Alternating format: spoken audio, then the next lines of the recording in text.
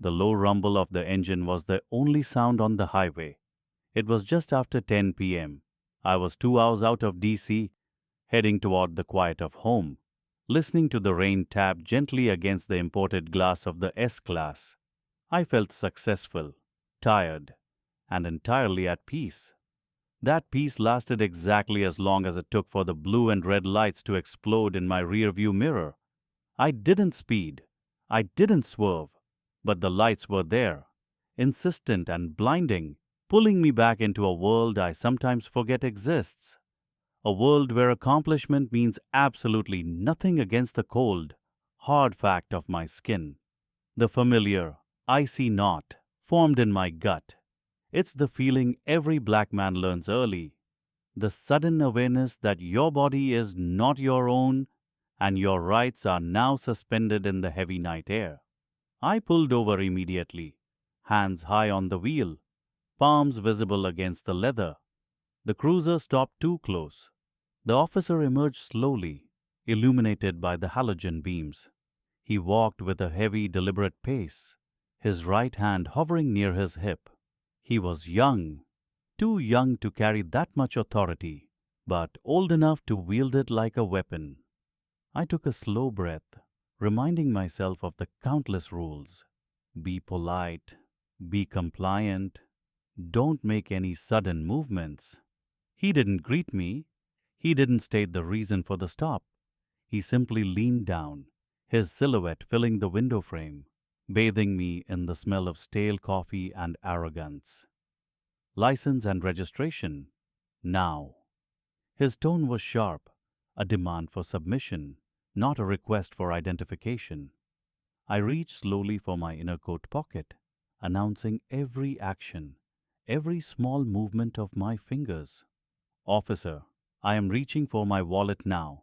I handed him the documents. My name is Marcus Thorne. The registration showed the vehicle was owned outright. The address was in one of the most exclusive districts in the state. He straightened up, retreating to his cruiser. I watched him in the side mirror. He spent a long time looking at the documents, then back at me. He was running the plates, running my name. But I could already tell he wasn't interested in traffic laws. He was interested in narrative. He returned, handing the papers back, but his posture was accusatory.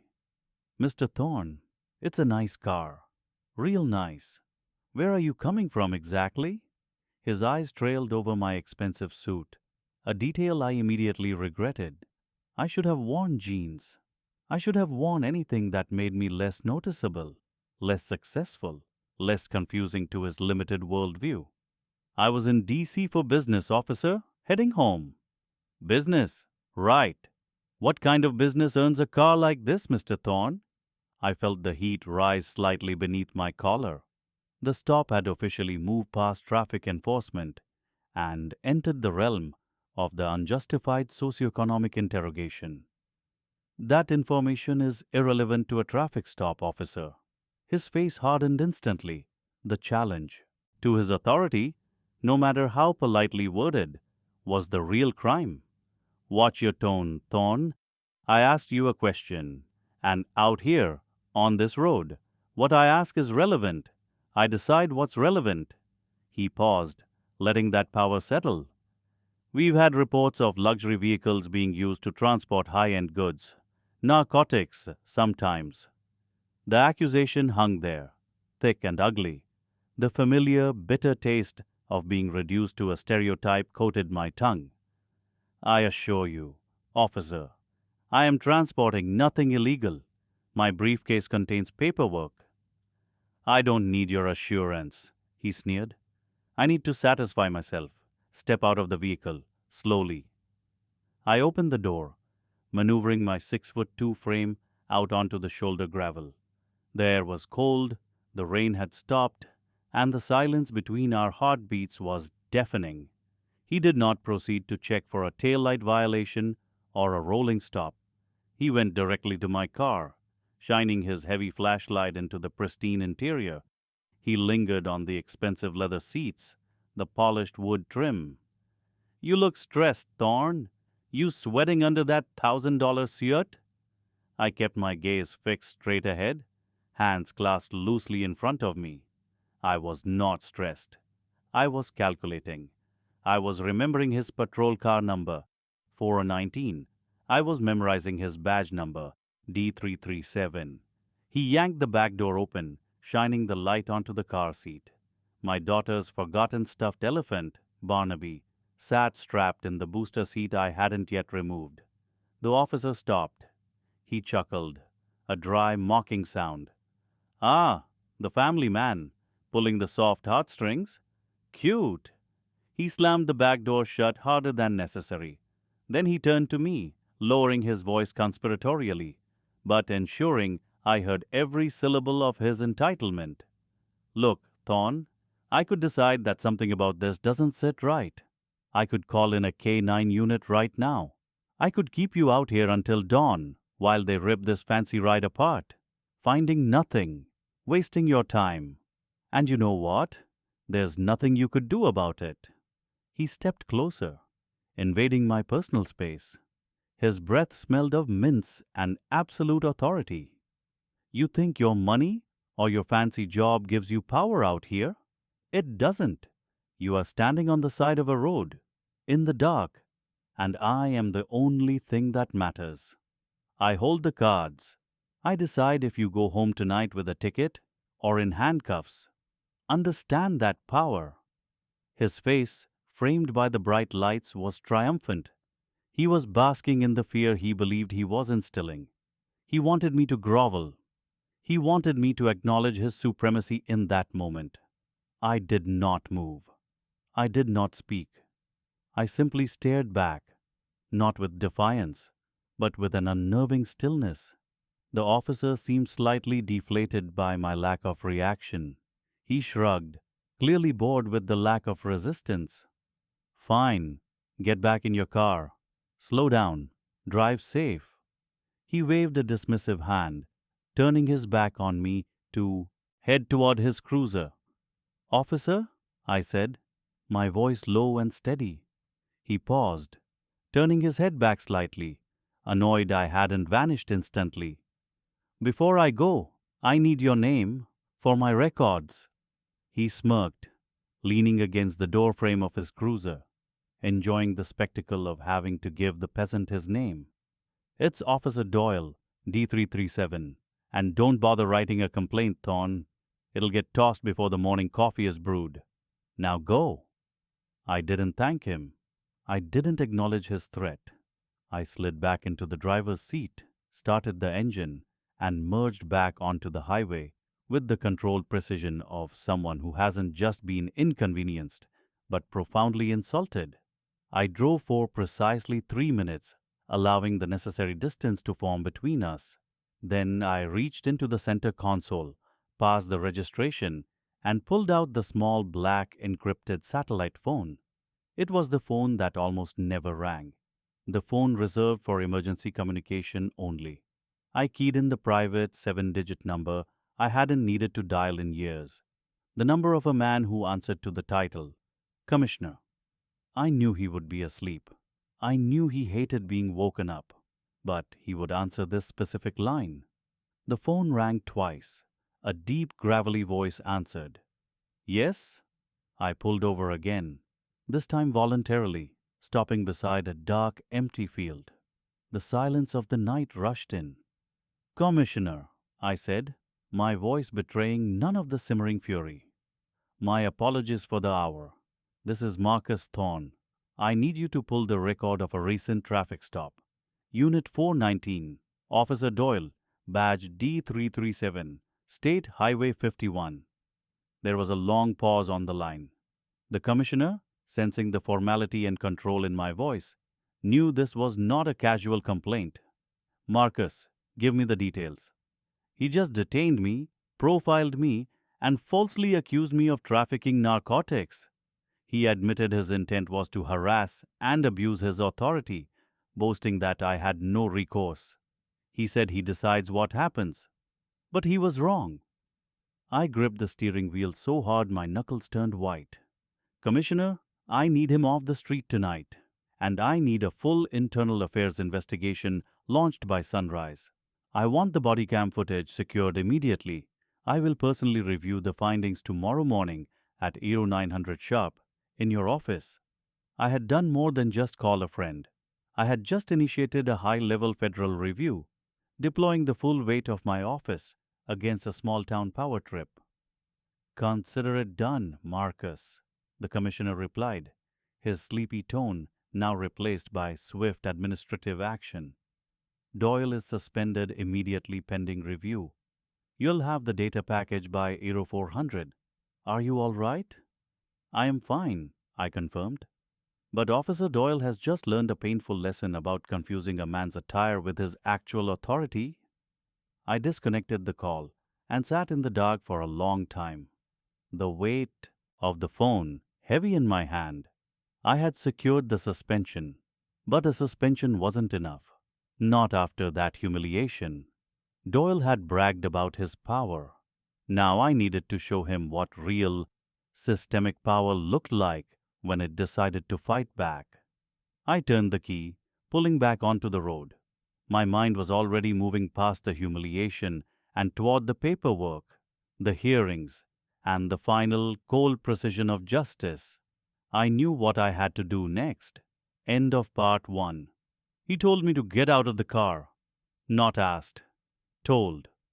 I moved slowly, deliberately. Every action had to be perfectly non-threatening. I was aware of the camera in his chest, the camera in his dashboard, and the camera I carried in my memory. He waved his hand, dismissing the luxury sedan I had spent 2 years saving for. Don't look so offended, he sneered. Officer Kelso, badge number 4041. I filed the digits away. This is just standard procedure.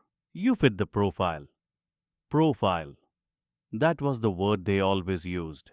A euphemism, polished smooth by institutional habit. Officer, I said, keeping my voice low and even, I have provided my license, registration, and proof of insurance. Is there a specific violation you are citing? He leaned closer, enjoying the smell of my expensive cologne. It seemed to fuel his resentment. The violation is driving while looking like you don't belong in a neighborhood like this. Look around, mister. He glanced at my license again. Mr. Thompson, this isn't where you live. He didn't know I spent my evenings reviewing the zoning codes for this entire district. He didn't know I was here to meet the mayor's chief of staff. Kelso placed his hands on his hips. He puffed out his chest. People like you try to play smart, he continued, speaking slowly, patronizingly, as if addressing a defiant child. You think your suit and your watch give you immunity. Let me tell you how it works out here, Thompson. He tapped the badge on his chest. It made a metallic clang, loud in the afternoon quiet. This badge means I have absolute discretion on this road. I decide if your story holds up. I decide if that expensive vehicle of yours is going to be impounded for suspicion of involvement in illicit activity. The threat was clear.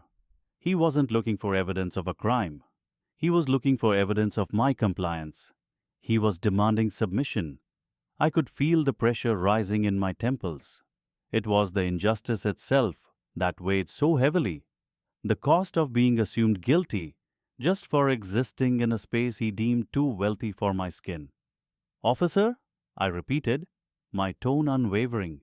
I must insist on documenting the grounds for this stop and potential detention.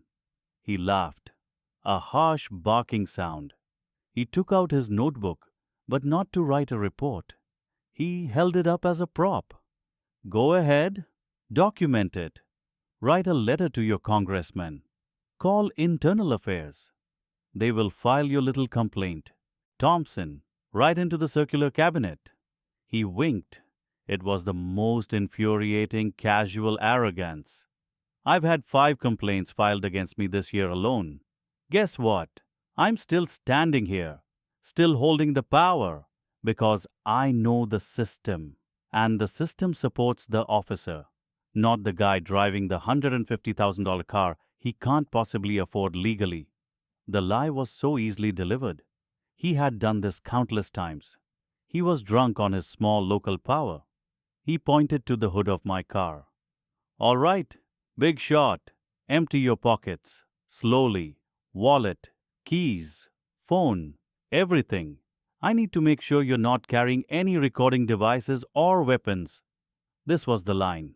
The forced search without probable cause.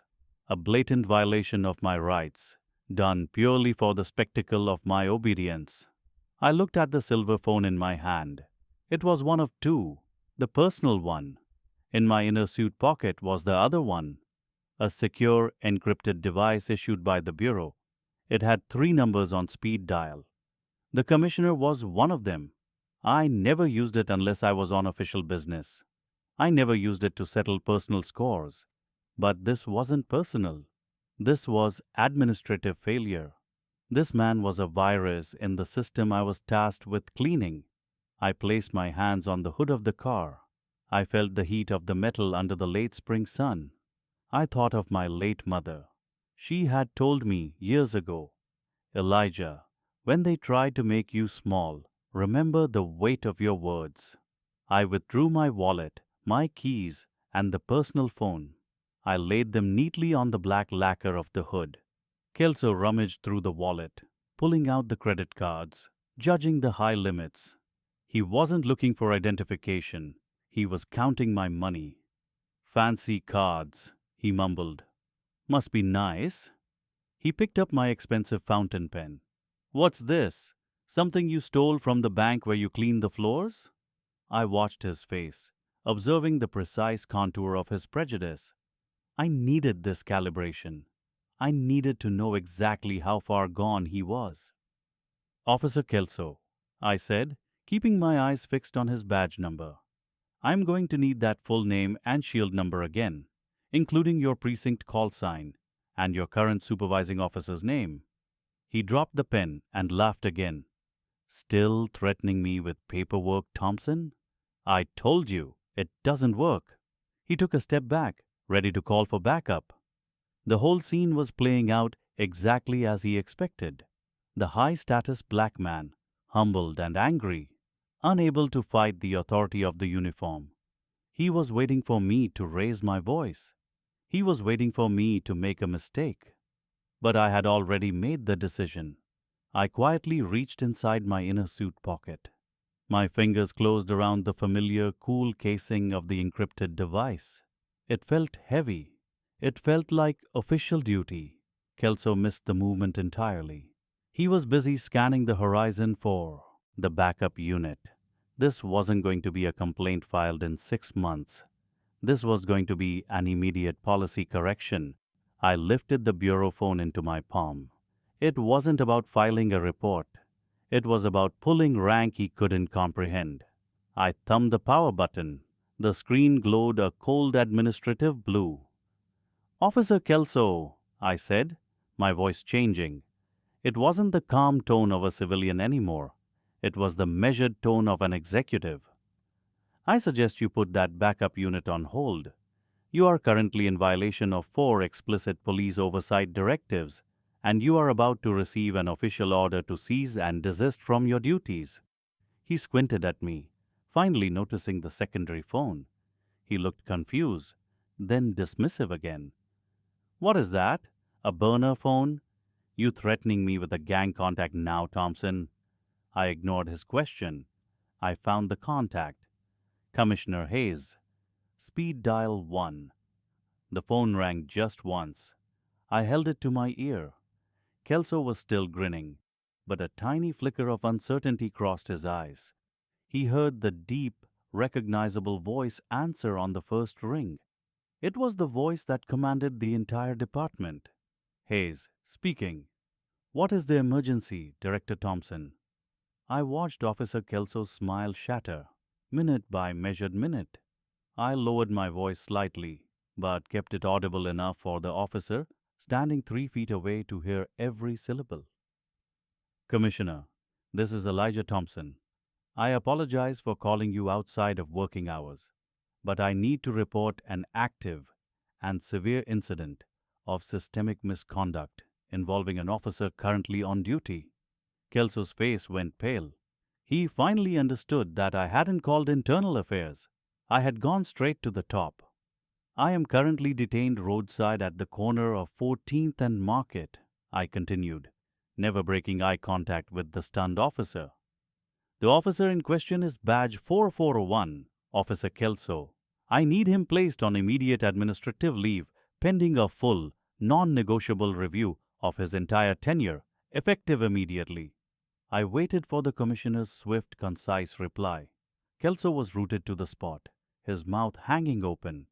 The arrogance was entirely gone, replaced by a terrified realization of who I truly was. "And Commissioner," I added, my voice hardening with finality, "I need a confirmation that he is being relieved of his weapon and badge within the next 5 minutes. Right here, roadside." The commissioner's affirmation came through the line. Short, sharp, utterly final. "It is already done, Director. Consider him deactivated." I didn't hang up. I just held the phone. I looked at Officer Kelso. The power reversal was complete. The clock was ticking. His backup unit was still minutes away, but the career he bragged about was already over. Now, he had to wait. And so did I. We waited for the inevitable arrival of his superior officer, coming not to support him, but to collect his uniform. The silence on the roadside was suddenly deafening. Kelso finally dropped his notebook. It fell open on the pavement. I still had the commissioner on the line, listening. I felt no triumph, only the calm, cold satisfaction of executing administrative justice perfectly. But the question remained, how would Kelso react to the total public loss of his authority? Right here, right now. That realization was still sinking in, and that was the tension I needed to hold on to just a little while longer. The officer, Officer K, didn't rush. He had all the time in the world, and he wanted me to know it. He strolled back to my window, the citation pad still blank. He wasn't interested in the tail light anymore. He was interested in the spectacle. "You know, Mr. Sterling," he drawled, looking down at my suit, "I see guys like you all the time." He tapped the corner of my driver's license against his thumb. "Nice car, nice watch. Suddenly you people forget the rules of the road." He paused, expecting me to stammer, to defend myself, to grovel. I stayed silent, my hands firmly on the wheel at 10 and 2. My silence seemed to irritate him more than any defiance would have. "Where did you even get this thing?" he asked, nodding toward my car. "Did you just rent it for the week, trying to impress someone?" He leaned closer, his face framed by the window. His breath smelled like cheap coffee and stale authority. "I bet you think I don't know who you are. You think you're above the routine because you bought a bespoke jacket." I remember thinking, he doesn't want compliance, he wants confession. He wanted me to admit I didn't belong to this level of society, that my success was somehow fraudulent or temporary. "I earn a decent living, officer," I stated clearly, keeping my voice level, stripped of all emotion. He threw his head back and laughed, a harsh, barking sound that grated on the quiet street. "Decent living? Right. Look, pal, I could find 3 violations on this vehicle right now if I wanted to. You're lucky I'm taking it easy." He pulled a thin plastic evidence bag from his pocket. I watched him unfold it deliberately. "Standard procedure," he said, but his eyes held a malicious glee. "I have to check if there's anything suspicious in the vehicle. Might have to bring out the dog." My stomach tightened. He was threatening to escalate this to a full search, an invasive procedure designed solely for intimidation. This wasn't about traffic. This was about power, raw and unchecked. "On what grounds, officer?" I asked. "Suspicion of intent to evade," he replied instantly, his voice sharp. "And frankly, I don't like your attitude." He stood back, adjusting his belt. He pointed his finger directly at my chest. his expression hard. You rich guys, you think you can call your lawyers and make a complaint. Let me tell you how that works here. He stepped closer to the patrol car, pretending to check his radio, but still speaking loud enough for me to hear every word. This was the bragging part. This was the guarantee of his impunity. I know the captain. We played softball together in high school. My brother-in-law is running for the county judge slot next year. He smiled, a cold, self-satisfied twist of his mouth. You file a complaint, Mr. Sterling. It goes into a drawer. It gathers dust. Maybe Internal Affairs sends a boilerplate letter 3 months later saying insufficient evidence. But nothing happens to me. He tapped his badge twice. This badge?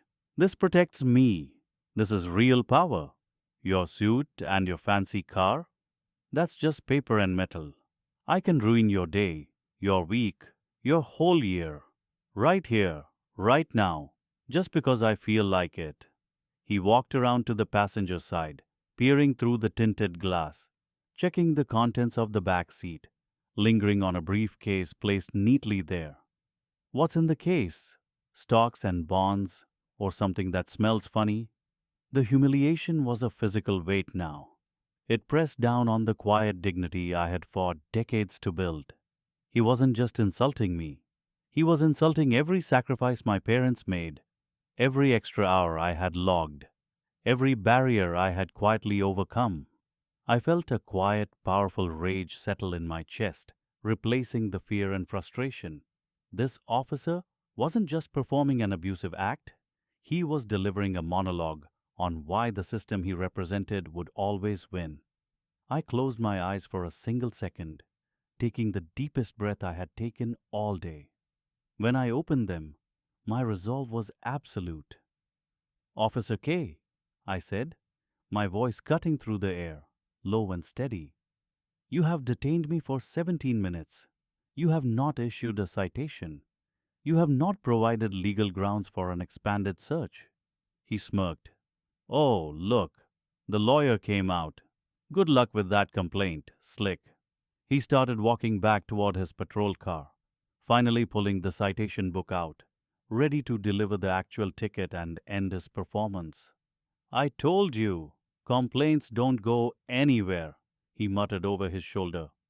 I understand that perfectly, I replied, but I won't be filing a complaint. He stopped, mid-stride, confused by the strange assurance in my tone. He turned, leaning against the hood of his car. Oh, what are you going to do then? Just take the ticket and go home? No, I said, reaching slowly into the breast pocket inside my jacket. Not the wallet pocket, but a special, padded interior pouch where I kept emergency protocols. I pulled out a second, sleek, non-standard issue phone, a dedicated, secured line. I am going to bypass the complaint process entirely, I stated, looking straight into his eyes, which were now narrowed with suspicion, not arrogance.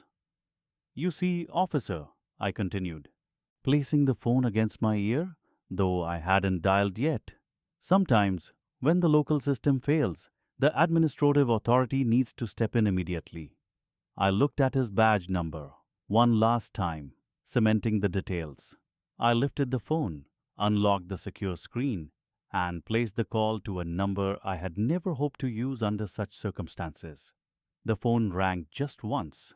I heard the click of the connection on the other end, the voice of a senior aide answering formally. This is Sterling. I need to be put through to the commissioner. Right now. Tell him it's a code 73, administrative emergency. The officer's sneer vanished. He froze, finally sensing that the game had shifted dramatically and that he was no longer holding the cards. His face, moments ago full of self-assurance, was now etched with a sudden, dawning fear. Kelso shoved the citation pad toward me. The paper felt heavy in his hand, weighted down by institutional bias and routine abuse. Sign here, Mr. Hayes, he sneered, deliberately mispronouncing my name. Refusing to sign is resisting arrest. I assure you, you don't want that. Added to your night. I looked at the citation. Improper lane change. A lie. A routine fabricated lie used when the actual violation was simply existing while black in a place where I was not expected to be. I took the pen, noting the exact time and his badge number, 4591. I signed slowly, deliberately, giving the lie its moment of formal documentation. Kelso folded his arms, satisfaction washing over his face like cheap cologne. Now, I need to know something. Why are you driving a car like this? What exactly is your profession? He wasn't asking out of curiosity. He was fishing for confirmation of his prejudice. He wanted me to admit I was just a delivery driver or a valet. He wanted to confirm I didn't belong. The air grew cold around us. I looked past him, toward the quiet, manicured lawns of the neighborhood. A wave of profound exhaustion hit me. Not physical exhaustion, but the deep spiritual tiredness of constantly having to justify my life, my success, my presence. My profession, I repeated, my voice steady, almost a whisper against the hum of his idling patrol car. It's classified, officer, but it involves policy, public service, and oversight. He laughed, a harsh barking sound that grated on my nerves. Oversight? Yeah, I bet. Like overseeing the delivery route, right? Listen, buddy, I deal with public service types every day. They drive sensible sedans, not luxury cruisers they can't afford. He stepped closer, invading my space again. The red and blue lights pulsed rhythmically across the expensive paint of my sedan. Let me give you some advice, Hayes. Don't push it. Don't go down to the precinct tomorrow acting all high and mighty. You file a complaint and you know what happens? Nothing. It goes into a file, and I get a 2-day paid vacation because paperwork is tedious. His face was inches from mine. He was absolutely confident. This wasn't a threat. It was a simple statement of how the system worked for him. He was untouchable. He was power incarnate in that dark uniform. This was the moment, the exact point where the injustice was maximized, where the humiliation was complete, and where his arrogance was at its absolute peak. I stepped back, tilting my head slightly. I didn't raise my voice. I didn't react to his insults. I simply reached slowly into my inner jacket pocket. Kelso immediately tensed, his hand instinctively gripping the butt of his holstered weapon. Hands where I can see them. What are you doing? He barked, his voice suddenly sharp with renewed aggression. Taking a phone call, officer, I replied calmly, pulling out the small secured encrypted phone I only used for specific high-level communications. It wasn't my personal device. It was issued by the city. It rang once, a low, distinctive tone. I looked Kelso directly in the eye. His aggression was starting to waver, replaced by confusion. He expected fear or resistance or pleading, not calm, administrative process. I raised the phone to my ear. Yes. Hello. David Hayes here. No, I apologize for calling so late, but this is immediate. I need the private cell of Commissioner Thompson. Yes. Now. Kelso froze completely. His jaw tightened. He tried to laugh it off, a strained, shallow sound. Who are you calling? The mayor, Kelso scoffed, trying desperately to maintain control of the scene. I ignored him, focusing entirely on the voice on the other end. Thank you. One moment. The line clicked, and then came the sound of a truly deep voice, gruff with sleep. Thompson. This better be important, David. I took a deep breath. I felt the weight of every past slight, every ignored complaint, every time I had been told to be patient and wait for the system to work. That weight fueled the quiet resolve in my tone. Commissioner, I said, making sure my voice carried but remained respectful. I apologize for the hour. I am currently detained on the corner of Elm and Fifth, in a routine stop that has escalated significantly.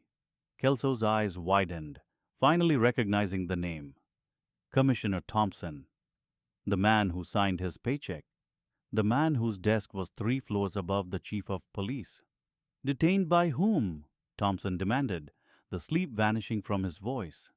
I turned slightly, pointing the phone microphone directly at Kelso, who was now sweating visibly under the collar of his uniform. Badge number 4591. Officer Kelso. The official reason for the stop is improper lane change. Unofficially, Commissioner, the reason seems to be operating a luxury vehicle while holding the wrong demographic status. Kelso opened his mouth to interrupt, maybe to deny, but no sound came out.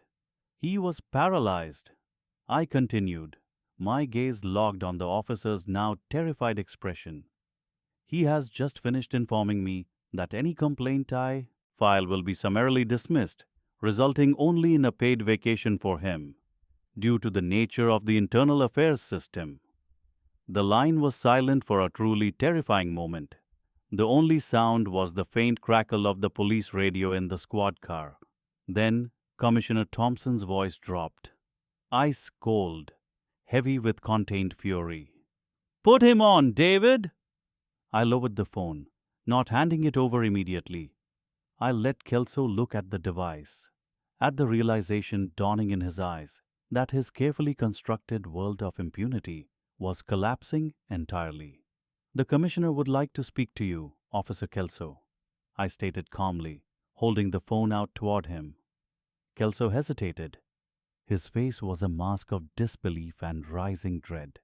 He had just gone from the pinnacle of unchecked authority to the precipice of utter disaster in the space of 3 minutes. He swallowed hard. He reached out, his hand visibly trembling, as he took the device that held his professional death sentence. He raised the phone slowly to his ear.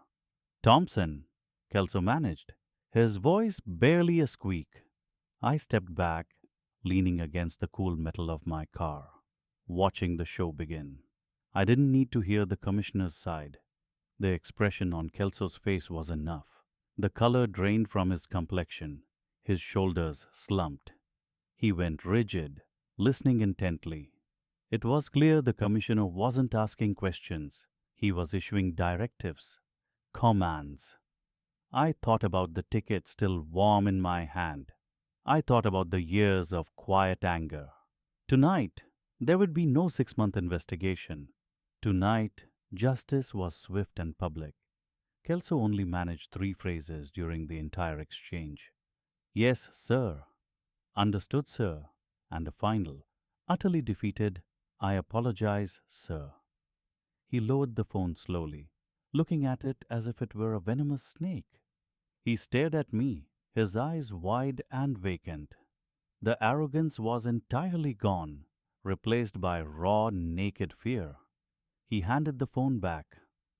"The Commissioner would like to speak to you again, Mr. Hayes," Kelso mumbled, unable to meet my eyes. He was already rehearsing his job search. I took the phone. Thompson was waiting. "David, are you safe?" "I am, Commissioner. Thank you." "Good. I am forwarding this call to Deputy Chief Miller right now. He is going to meet you on site. I want the vehicle, the weapon, and the badge secured immediately. I want him on administrative leave, pending the fastest termination hearing this department has ever executed."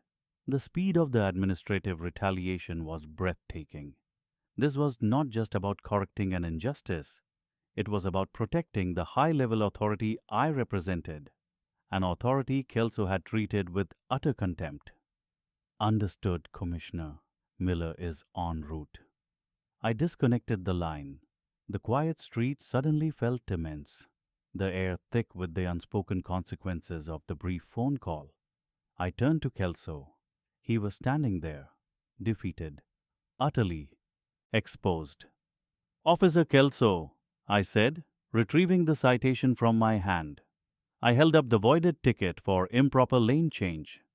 "I believe the Commissioner instructed you to handle this situation administratively before the arrival of Deputy Chief Miller." He swallowed, nodding weakly. He knew exactly what that meant.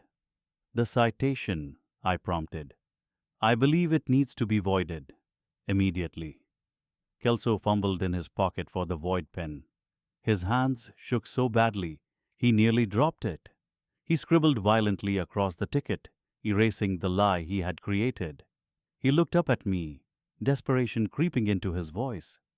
Mr. Hayes, please, understand. I didn't know who you were. If I had known. I cut him off, my voice sharp and final. You treated me exactly the way you treat every driver who looks like me and who hasn't had the luxury of calling the commissioner. Your apology is irrelevant. Your ignorance of my title does not excuse your abuse of yours. I checked my watch. Miller would be here in minutes. The end of the shift. The end of the career. I slid back into the driver's seat of my car, the tension easing slightly, but the profound weight of the fight lingering. I adjusted the rearview mirror, preparing to wait for the deputy chief. This was not revenge. This was simply balance. A single, immediate stroke of poetic justice. But as I waited, watching Officer Kelso stand alone, his badge now feeling like lead, I realized this entire night had been witnessed. The street was quiet. Yes, but someone had seen the encounter, even if they couldn't hear the phone call. Deputy Chief Miller was about to arrive with sirens and official protocol. The story of Officer Kelso was just beginning to unravel. I drove away in the borrowed sedan. The rage was quiet, colder than any November morning. It was not the rage of a man humiliated. It was the rage of a man whose careful design had been mocked. I had spent my career dismantling systems of injustice. I had built protocols specifically to catch the Officer Millers of the world. And now, one of them had decided I was nothing more than an insolent black man in an expensive car. I pulled over 10 minutes later, far from the jurisdiction of Precinct 47. I didn't reach for my personal phone. I reached for the burner phone, encrypted and stored deep in the glove compartment. This phone had only one number programmed into it, the direct private line to the Commissioner's administrative office. I didn't call the Commissioner himself. I called his Chief of Staff. The phone rang twice. A voice, tight and professional, answered on the third ring. Protocol 7 Delta, Oversight Division, I said, my voice low and steady. There was no emotion, only administrative fact. The line went silent for a moment. That code was only used for immediate critical situations involving internal integrity breaches, observed firsthand by an authorized officer in an undercover capacity. My civilian status was a farce. My actual title carried the authority of 3 oversight boards and federal compliance mandates. Sir, the Chief of Staff whispered, recognizing the unusual prefix. Are you confirming field activation? I am confirming activation, I stated. I require immediate, comprehensive seizure of all dashboard camera footage, body-worn camera footage, and audio logs corresponding to Unit 47, Bravo, Officer Miller, Badge 8892. Timestamp of incident, 10:45 a.m. to 11 TCU a.m. Eastern. Location, Northwood intersection. I paused, allowing the gravity of the request to sink in. Administrative procedure dictated that these files would be encrypted and secured before anyone else, including Miller's direct captain, could review them. Furthermore, I continued, my voice hardening slightly, I am invoking Section 11A, immediate administrative review and suspension pending investigation. Officer Miller is to be relieved of duty, effective immediately. The Chief of Staff, accustomed to months-long internal review processes, was struggling to breathe into the phone. Sir, without a formal complaint submitted through channels. This is the formal complaint, Mr. Davies. I cut him off. This is the Commissioner's Executive Oversight Office initiating the review. You are mandated to comply instantly. Send the confirmation of his administrative leave to my secure line within the hour. I disconnected the call. It was done. The mechanism of justice, which I had spent years fine-tuning, was now spinning precisely because Officer Miller had so confidently assumed it didn't apply to him. I thought about the commissioner, perhaps having his second coffee of the morning, about to be blindsided by the biggest internal disaster of his career. When I called that line, I wasn't just complaining about a bad cop. I was declaring a state of emergency for systemic failure. Meanwhile, Officer Miller was finishing his patrol shift, probably still riding the high of his power trip. He was likely detailing the incident to his partner, laughing about the audacity of the rich kid he put in his place. He believed the ticket he issued was the end of the story.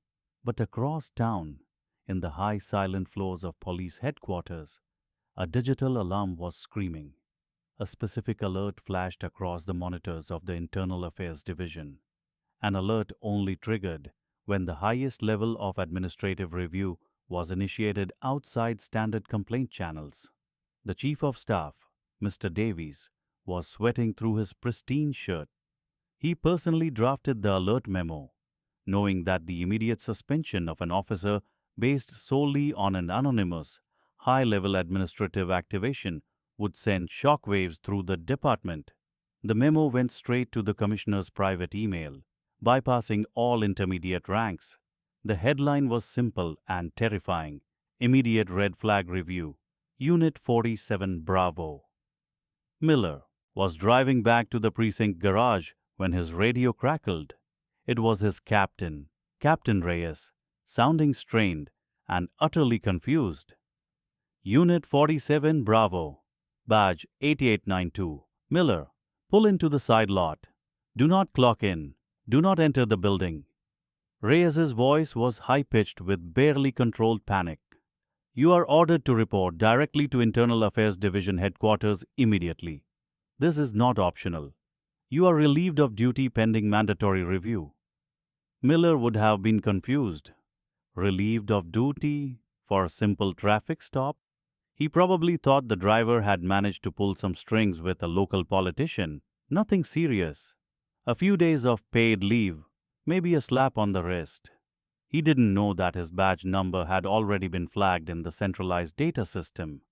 He didn't know that the commissioner himself was now on the phone with Internal Affairs demanding answers, terrified of who exactly had initiated Protocol 7 Delta.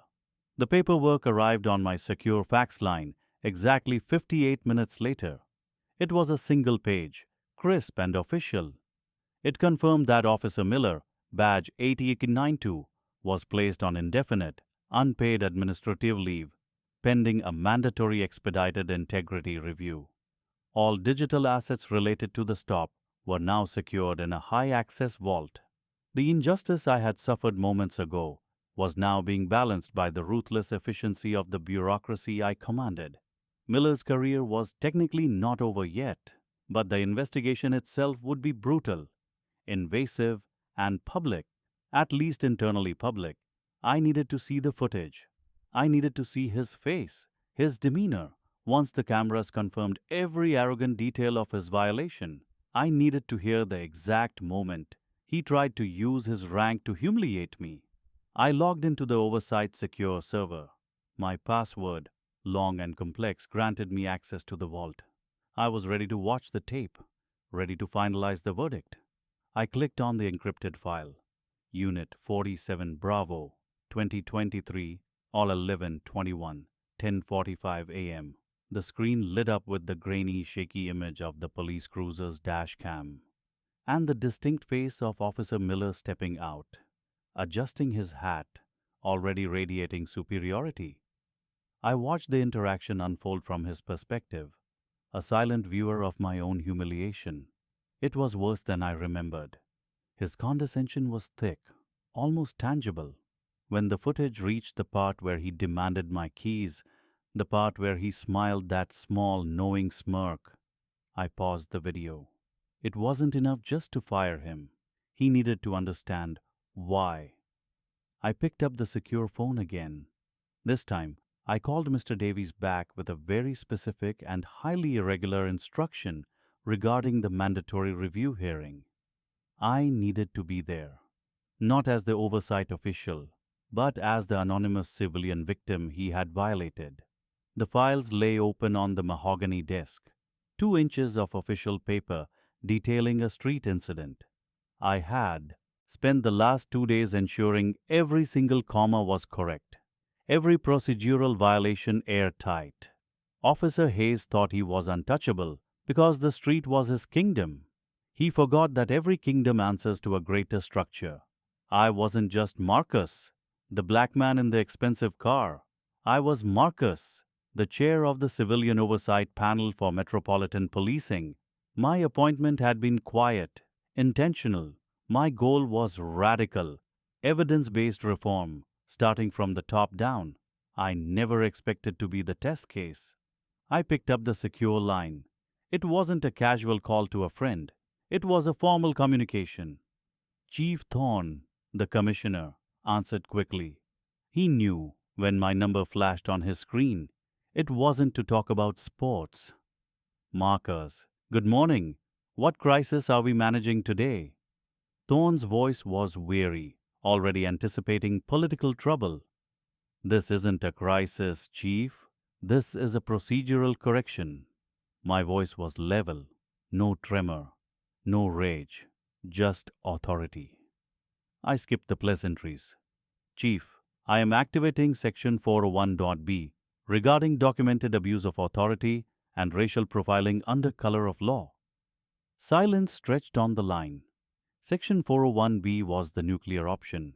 It allowed the civilian panel to bypass standard internal affairs protocols and demand immediate administrative action, pending a full, swift investigation. Marcus, hold on. This sounds extremely serious. Which officer? Which incident are we discussing? Officer Derek Hayes, badge number 9974. Incident occurred 72 hours ago, on the corner of Elm and 5th, during what he claimed was a routine traffic stop. I heard the frantic sound of papers rustling on his end. Thorne was pulling the initial low-level report Hayes had filed, the one describing me vaguely as an uncooperative subject who drove an improperly registered vehicle. The report states a routine stop. Marcus, equipment violation. We're already dealing with a spike in complaints. We need to be cautious about overreaction here. Read the full transcript, Chief. I gave him the internal file designation, the designation that contained the audio and video footage I had immediately uploaded to the secure server, and the subsequent data retrieval of Hayes' cruiser cam footage. The footage Hayes thought he had deleted or corrupted. He was sloppy. We were better. I gave him 5 minutes of silence, letting the gravity of the reality sink in. 5 minutes where the most powerful law enforcement officer in the city was forced to watch his officer humiliate a black man who was, administratively, his direct superior in certain oversight functions. When Thorne returned, his tone was entirely different. The administrative weariness was gone, replaced by sharp, icy shock. Marcus, this is indefensible. I am viewing the footage now. The language, the threats, the explicit statement that he profiled you based on the vehicle and your race. Hayes' arrogance was his professional undoing. He had boasted about how easily he could plant evidence, how he could ruin my life, all while the mic in his pocket was still running. He relied on the system's silence. Correct, Chief.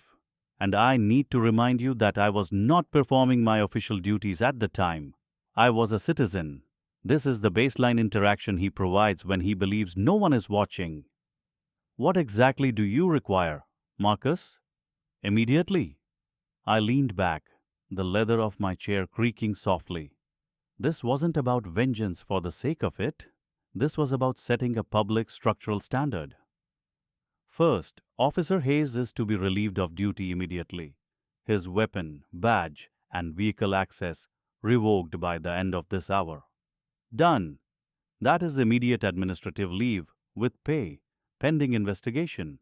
Second, I want a full criminal referral sent to the district attorney's office for the misuse of public databases and filing a false police report. He stated the stop was for an equipment violation, but the footage clearly shows he initiated the stop based on my perceived wealth versus my race. A criminal referral is highly aggressive, Marcus. We typically handle this severity internally before that step. Not this time, Chief. He threatened a citizen with irreparable harm.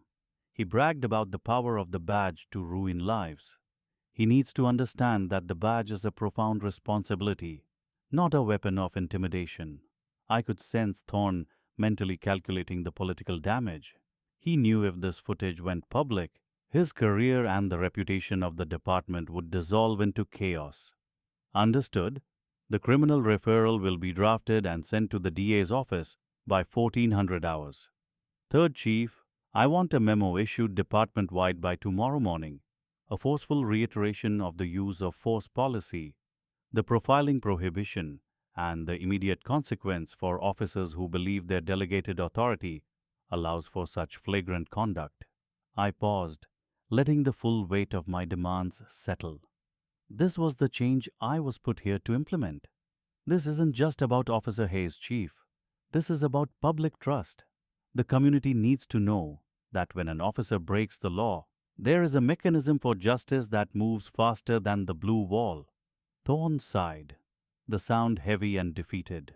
You've set a major precedent, Marcus. A huge one. It was necessary. Now, Chief, let me tell you what Officer Hayes is doing right now. I closed the folder on my desk. Hayes, entirely unaware that his world was collapsing, was likely having lunch, laughing with his patrol buddies about the uppity driver he had successfully humiliated. He was enjoying his power trip. He was still wearing the uniform he had disgraced. He didn't know that 3 blocks away, a patrol supervisor was already pulling his locker information and readying the administrative paperwork. He didn't know the internal affairs memo detailing his immediate termination process was already being printed. He thought the conversation he had with me, the threats, the humiliation, the display of power were finished. Just another Tuesday patrol story. He was about to learn that when you abuse the authorities entrusted to you, the justice you feared most doesn't come shouting in the street. It comes with the quiet, devastating efficiency of a high-level bureaucrat with the right clearance codes. I waited for Thorne's final confirmation. It is done, Marcus. Hayes is officially off the street, effective immediately. His supervisor is en route to notify him now. I hung up the phone.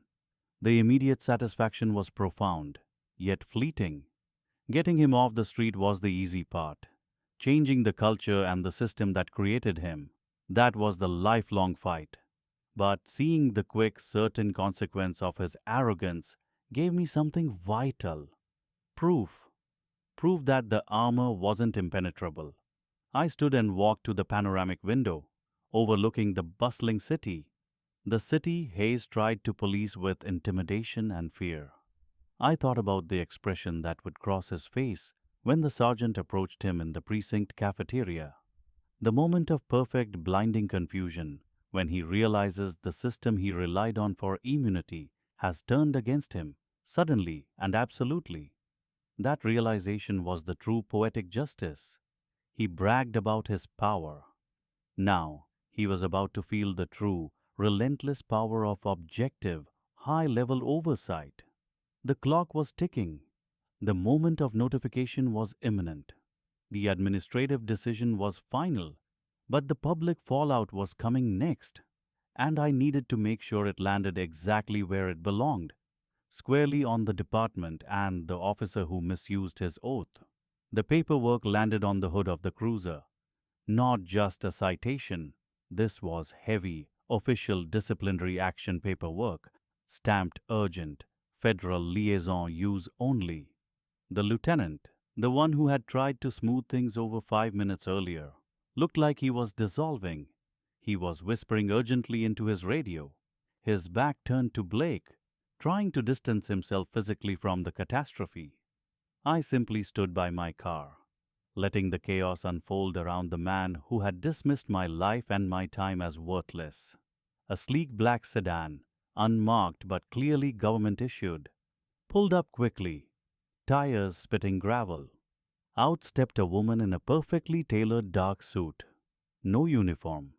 Just the sharp, unforgiving uniform of Internal Affairs Command. Her face was set in granite. She didn't look at me or the lieutenant. Her eyes went straight to Officer Blake. Officer Blake, she stated, her voice carrying the icy authority of official policy. I am Commander Hayes. We are executing an immediate administrative hold pursuant to Directive 47, Section C. Your weapon and badge are required immediately. Blake froze. The color drained entirely from his face, leaving only the purple-red splotches of shame and panic.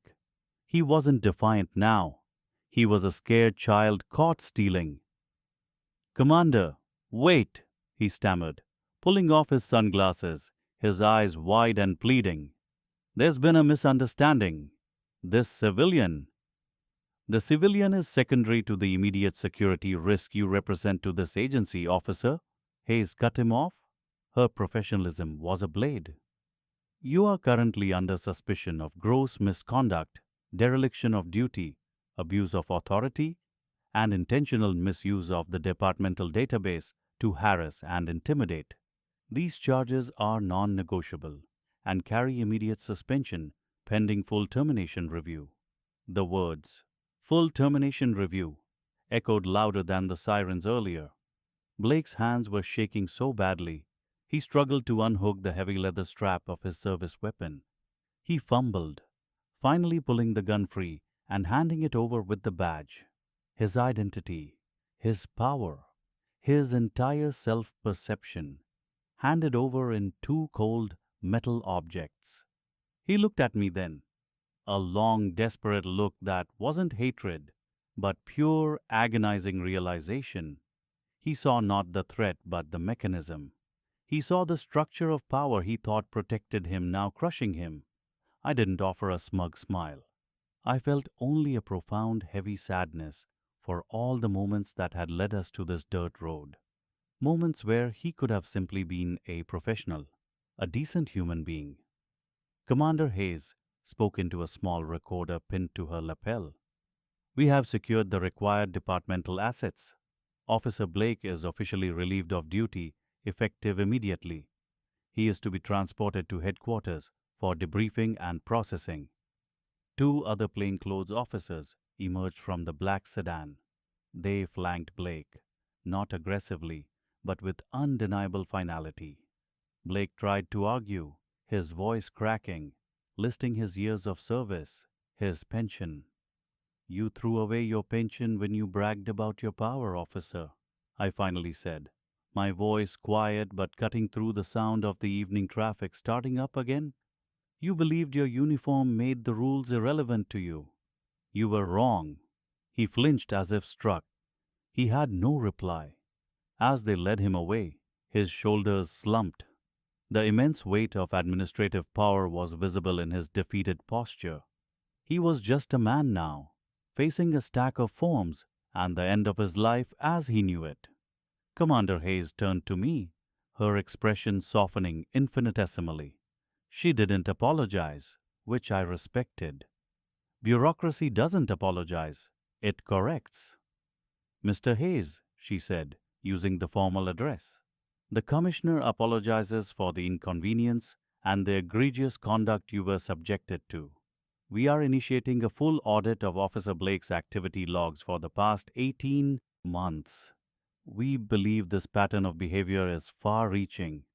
I nodded slowly. I appreciate the swiftness of the response, Commander.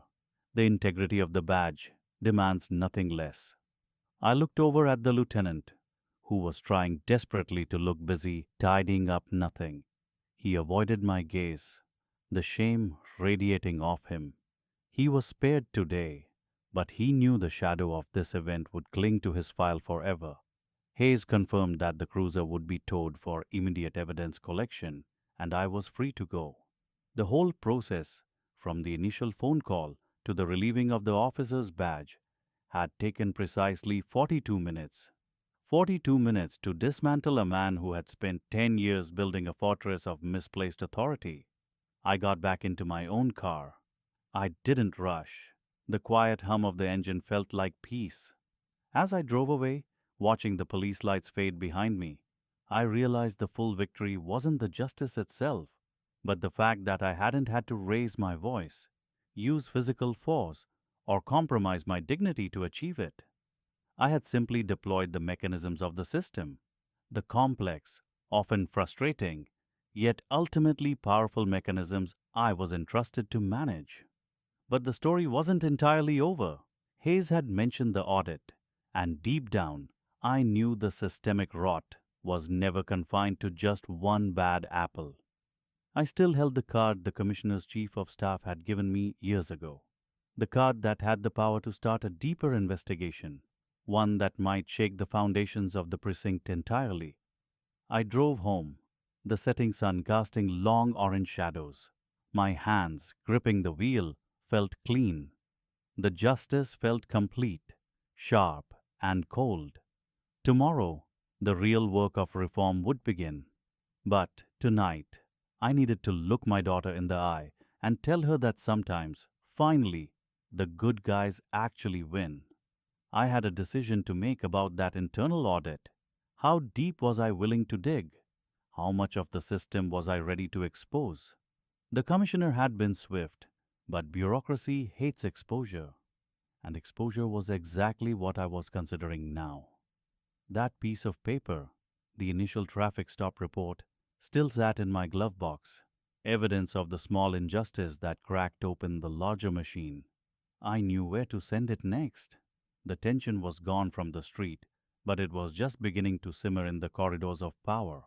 The line was silent for a terrifying second. Officer Miller had grabbed the phone from my hand. He hadn't bothered with formalities. He just put it to his ear, ready to dismiss whoever was foolish enough to interrupt his authority. "This is Officer Miller." "Who is this?" "You are interrupting a law enforcement operation." His voice was still laced with that familiar arrogance, the sound of a man confident he owned the space. Then, the voice on the other end answered. It wasn't loud. It didn't need to be. "Officer Miller, this is Commissioner Hayes." The change in the air was immediate. It was like watching a switchblade snap closed. Miller's face, which seconds before had been puffed with indignation, went slack. His eyes darted nervously between the phone and the darkness beyond my headlights. He knew that voice. Everyone in this city knew that voice. Commissioner Hayes was not someone you interrupted. He was certainly not someone you spoke to with the patronizing disdain Officer Miller had perfected. "Sir, Commissioner Hayes, sir. Apologies. I was unaware," Miller stammered. "Unaware of what, officer?" "I am looking at the live GPS feed of your patrol unit. You are on the shoulder of I-95, performing a traffic stop that has exceeded 40 minutes. You also appear to have seized the personal communication device of the individual you detained. Is that correct?" The silence was the loudest sound in the universe. I watched Miller swallow hard. The uniform suddenly seemed too big for him. "Sir, the driver was non-compliant, sir. He refused to provide—" "Stop!" Commissioner Hayes's voice cut through the weak excuse sharp as glass. "Is the driver of the vehicle Mr. Elijah Rourke?" Miller looked at me, truly looked at me for the first time. The realization hit him like a physical blow.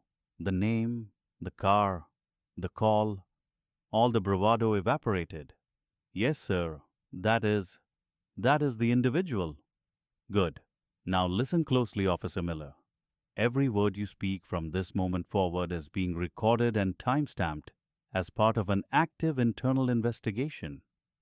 Miller dropped his arm slightly, holding the phone away from his ear as if it were suddenly too heavy. His eyes were wide, filled with naked panic. "I want you to place your weapon in its holster. I want you to step back from Mr. Rourke's vehicle. And I want you to confirm your current badge number and unit ID right now." Miller recited the numbers mechanically, his voice a pathetic squeak compared to the booming authority he had displayed just minutes ago. "Understood, Officer Miller. Effective immediately, you are suspended without pay pending review by the Office of Professional Accountability." Your patrol supervisor, Sergeant Davies, is currently en route to your location.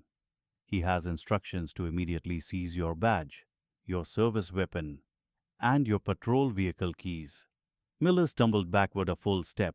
He tried to speak, but only a desperate gasp escaped. Sir, wait. I was just executing protocol. I didn't know who he was, sir. I was only performing a routine.